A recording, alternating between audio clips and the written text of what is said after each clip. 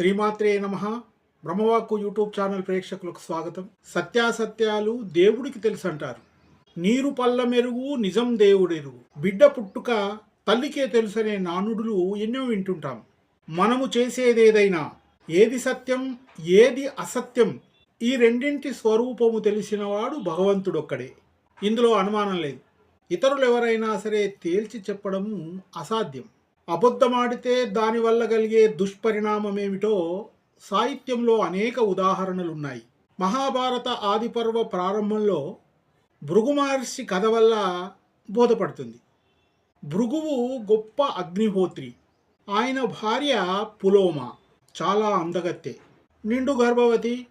మహర్షి స్నానానికై నదికి వెళ్తూ ఆమెకు రక్షణగా ఉండమని అగ్నికి చెప్పి వెళ్ళిపోయాడు.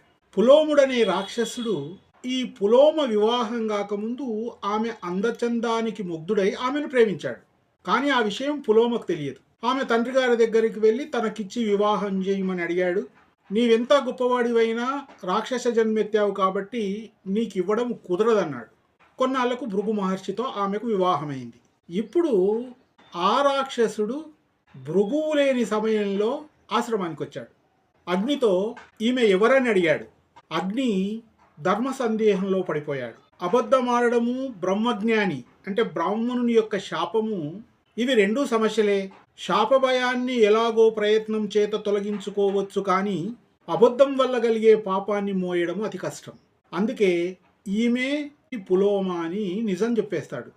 అందుకు రాక్షసుడు ఈమెను నేను ముందుగా ప్రేమించాను కాబట్టి ఈమె నాకు చెందాలి అని వాదిస్తాడు. అందుకు అగ్ని అంటాడు, అగ్ని సాక్షిగా భృగువు చేసుకున్నాడు కాబట్టి ఆమె ఆయనకే చెందుతుందని ధర్మం చెప్తాడు. ఆ రాక్షసుడు ఆమె మీద ప్రేమ చంపుకోలేక అగ్ని మాటలు వినక వరాహ అవతారం ఎత్తి ఆమెను ఎత్తుకొని వెళ్తున్నాడు. ఆమెను అలా పైకి ఎత్తుకొని వెళ్తూ ఉండగా నిండు గర్భవతి, ప్రసవ సమయం దగ్గర పడింది. ఆమెను అలా పైకి లేపగానే గర్భం లోపలున్నటువంటి శిశువు జారి కింద పడ్డాడు. ఆ బాలుడి పేరే చవనుడు. శిశువుగా ఉన్న చవనుడు తన తీక్షణమైన చూపులతో పులోముని చంపేస్తాడు. పులోమ తన కొడుకును తీసుకొని భృగు మహర్షి దగ్గరికి వెళ్ళి జరిగిన విషయమంతా తెలుపుతుంది. కాపలాగా ఉండమని అగ్నిని నిర్దేశిస్తే నిజం చెప్పి ఈ ఘోరానికి తలపడ్డాడు కాబట్టి వెంటనే అగ్నిని శపిస్తాడు. అగ్ని సత్యం మాట్లాడినందుకు ఘోరమైన నరకం తప్పలేదు. తెలిసిన తర్వాత నిజాన్ని దాటకుండా చెప్పాలనేది భారత వాక్కు.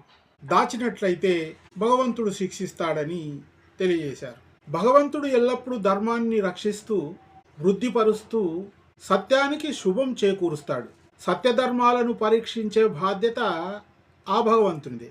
సత్యవాది లోక విరోధి అన్నాం. సత్యవాది ఎన్ని ఒడిదొడుకులను ఎదుర్కొన్నా చివరికి నిలబడతాడు. అసత్యము అన్ని అనర్థాలకు మూలం.